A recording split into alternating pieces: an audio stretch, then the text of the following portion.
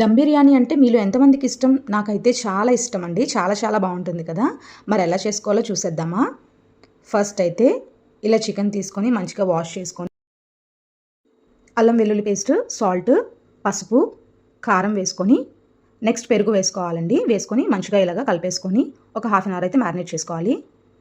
Next ఇలా ఒక గిన్నెలో వాష్ చేసుకున్న బాస్మతి రైస్ వేసుకొని సాల్ట్ వేసుకోవాలండి. తర్వాత బిర్యానీ మసాలాలన్నీ వేసుకోవాలి. వీటినైతే ఇలా మంచిగా కలుపుకొని కాసేపు కుక్ చేసుకోవాలి. తర్వాత ఒక బేసిన్లోకి ఆయిల్ వేసుకొని నెక్స్ట్ బిర్యానీ మసాలాలు వేసుకోవాలి. ఇవి మంచిగా ఫ్రై అయిన తర్వాత ఆనియన్స్, పచ్చిమిర్చి, టొమాటో ముక్కల్ని వేసుకొని ఫ్రై చేసుకోవాలి. నెక్స్ట్ ఇందులోకి జింజర్ గార్లిక్, కొత్తిమీర వేసుకొని కాసేపు ఫ్రై చేసుకోవాలండి. ఇలా ఫ్రై అయిన తర్వాత మనం ఫస్ట్ రైస్ కుక్ చేసుకుంటున్నాం కదా, అందులోకి కొత్తిమీర, పుదీనా వేసుకోవాలి. నెక్స్ట్ ఫ్రై అవుతున్న ఆనియన్స్లో ఇలా కొంచెం గీ వేసుకోవాలండి. తర్వాత ఫస్ట్ మనం మ్యారినేట్ చేసుకొని పెట్టుకున్నాం కదా, ఆ చికెన్ వేసి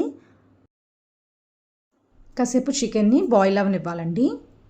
తర్వాత మనం సపరేట్గా రైస్ కుక్ చేసుకుంటున్నాం కదా, ఇది 80% ఇలాగా కుక్ అయిపోవాలి. తర్వాత ఇలా వార్చుకోవాలండి. నెక్స్ట్ చికెన్లోకి కొత్తిమీర, పుదీనా వేసి మనం కుక్ చేసుకున్న రైస్ కూడా వేసేసి ఈక్వల్గా ఇలా వేసుకోవాలండి. తర్వాత దీని మీద కొత్తిమీర, పుదీనా వేసి కొంచెం ఆయిల్ కూడా వేసుకొని లాస్ట్లో ఇలా గీ వేసుకొని మూత పెట్టుకోవాలి. నెక్స్ట్ దోశ ప్యాన్ తీసుకొని కాసేపు హీట్ చేసి ఆ ప్యాన్ మీద బిర్యానీ బేషన్ పెట్టుకొని మూత పెట్టేసుకోవాలండి.